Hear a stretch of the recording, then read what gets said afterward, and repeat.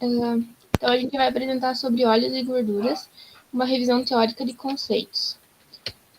Então, lipídios são moléculas orgânicas hidrofóbicas, então que elas não se misturam com água, que fornecem ácidos graxos e seus derivados. Na imagem, a gente pode ver alguns exemplos de lipídios, como os carotenoides, que é o primeiro, o esterol, o ácido graxo e a cera.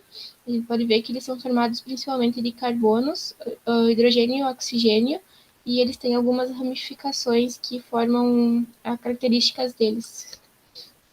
Eles são comumente constituídos de 4 a 24 carbonos e possuem até 3 ligações duplas, com uma geometria cis não conjugada. Essa característica é o que define as propriedades físico-químicas e a reticulidade dos óleos e gorduras. As gorduras possuem um número de insaturações na cadeia carbônica maior do que o número de insaturações. Isso que faz a gordura ser mais sólida e mais densa. Já o óleo possui um número maior de insaturações, os deixando na forma líquida em uma temperatura ambiente, que normalmente é 25 graus. Então, falando sobre o óleo de soja e toda a produção que faz ele, né? Então, o grão soja, né, colhido, então logo que ele é recebido na fábrica, ele passa por alguns testes de amostragem, que entre eles é o teor de umidade desse grão, a quantidade de material estranho que tem nesse grão e a incidência de grãos quebrados, avariados, ardidos, que são queimados do sol. Daí depois ele vai para uma limpeza, onde são removidos tudo que tem de pau, o resto de galho, folhas, e também os grãos mais escuros e os imaturos, que são os verdes. Aqui é todo o processo produtivo do óleo, né? Então ele entra, passa por uma pré-limpeza, daí ele é seco, fica normalmente com 14% de umidade e ele é armazenado. Ele é quebrado, ele é descascado, condicionado, laminado e tostado, secado. Dele pode ter vários outros fins ali na micela. Ele é jogado ou para secagem, resfriamento e moagem para virar um farelo, ou então ele vai direto para a extração para sair o óleo, que daí tem outros processos. O armazenamento. Vai. O armazenamento de grãos, então, ele tem que ter um controle de umidade em 15% da massa. O controle microbiológico de má qualidade, então, ele vai causar a hidrolização de até 5% de gordura. E no descascamento, né, no processo, as cascas são quebradas. E as cascas das sementes, então, elas contêm menos de 1% de óleo. As cascas, no final do processo, elas podem ser incorporadas aos farelos, né, e queimadas para aproveitamento energético.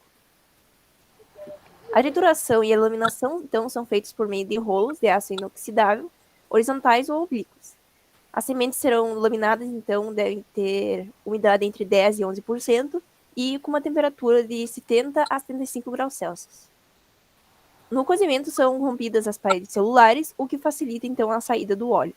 O cozimento ele coagula e desnatura parcialmente as proteínas e inativa enzimas lipolíticas, o que diminui a produção de ácidos graxos livres e o conteúdo de compostos de enxofre, também diminuindo a afinidade do óleo pelas partículas sólidas do grão.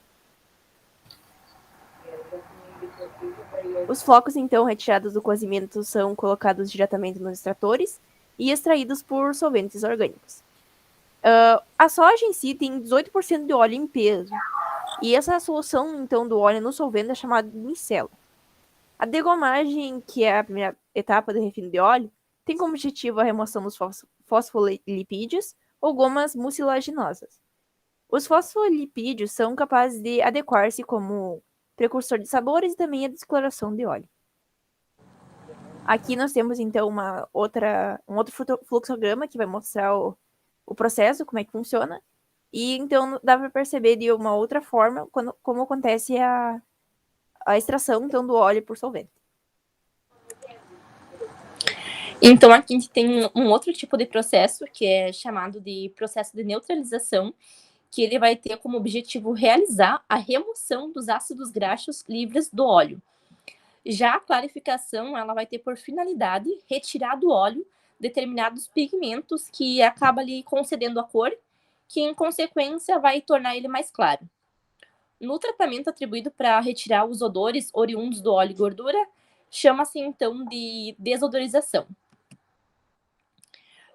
Em relação à economia, então, do óleo de soja, esse crescimento da cultura da soja no país sempre esteve associado aos avanços científicos e à disponibilização de tecnologias ao setor produtivo, a mecanização e a criação de cultivares altamente produtivos adaptados às diversas regiões, o desenvolvimento de pacotes tecnológicos relacionados ao manejo de solos, ao manejo de adubação e calagem, o manejo de pragas e doenças, além da identificação e solução para os principais fatores responsáveis por perdas no processo de colheita, são fatores promotores desse avanço.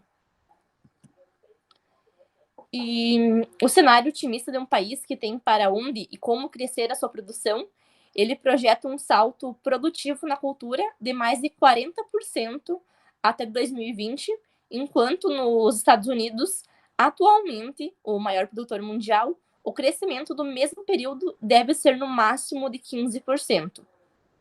Hoje, no Brasil, uma boa parte da soja colhida, que é considerada mais de 30 milhões de toneladas, ela vai para a indústria esmagadora, que transforma em derivados, como o farelo e o óleo. Então, aqui para concluir o nosso trabalho, a presente pesquisa apresentou o processo de industrialização do óleo de soja, agregando informações sobre diversos fatores importantes para a execução do processo. Também foi possível perceber que a produção de soja tem uma vasta importância em vários campos, tanto sociais quanto econômicos, e vale destacar que ela faz parte da alimentação humana, no qual acaba fornecendo uma proteína completa, além também dos inúmeros benefícios à saúde humana.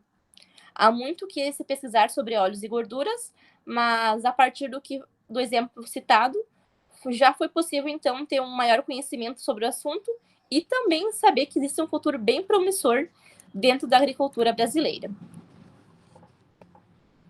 Então, seria isso.